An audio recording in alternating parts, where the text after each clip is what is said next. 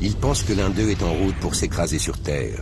Récemment, on a parlé de plusieurs astéroïdes qui ont frôlé la planète et pour eux, c'est le signe que la grande tribulation est proche.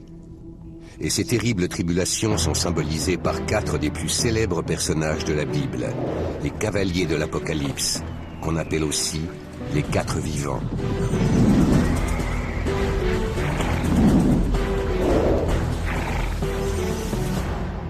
Et voici qu'apparut à mes yeux un cheval blanc. Celui qui le montait tenait un arc. On lui donna une couronne, et il partit en vainqueur, et pour vaincre encore. Apocalypse, chapitre 6, verset 2.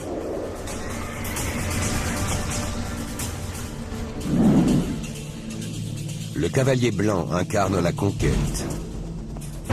Le cavalier rouge, la guerre.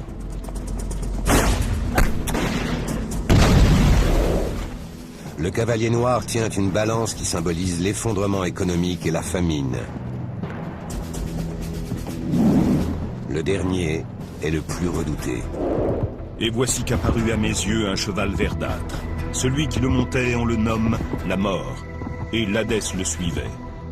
Apocalypse, chapitre 6, verset 8.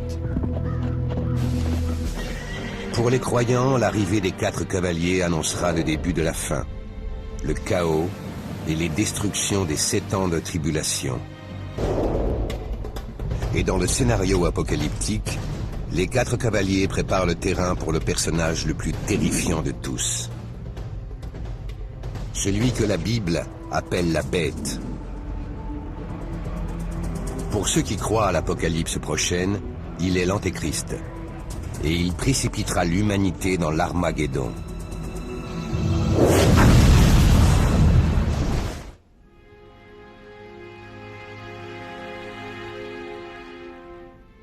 La grande question est, si l'Antéchrist apparaissait sur Terre, le reconnaîtrait-on? En effet, il ne montrera pas immédiatement son vrai visage maléfique.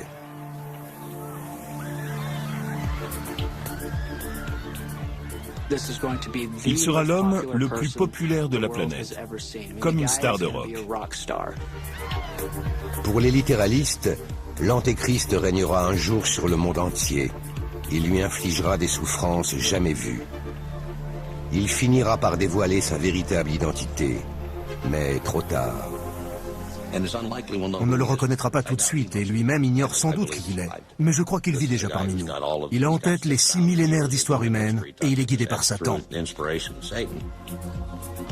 L'idée de l'Antéchrist émaille tout le texte de la Bible. Dans la 2e aux Thessaloniciens, chapitre 2, Paul le décrit comme l'homme impie, l'être perdu. Le chapitre 24 de l'Évangile selon saint Matthieu évoque des faux Christ et des faux prophètes.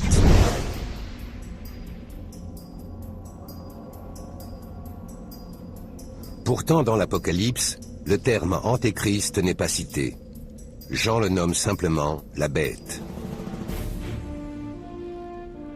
Alors je vis surgir de la mer une bête, ayant 7 têtes et 10 cornes. Sur ses cornes 10 diadèmes, et sur ses têtes des titres blasphématoires. Apocalypse, chapitre 13, verset 1.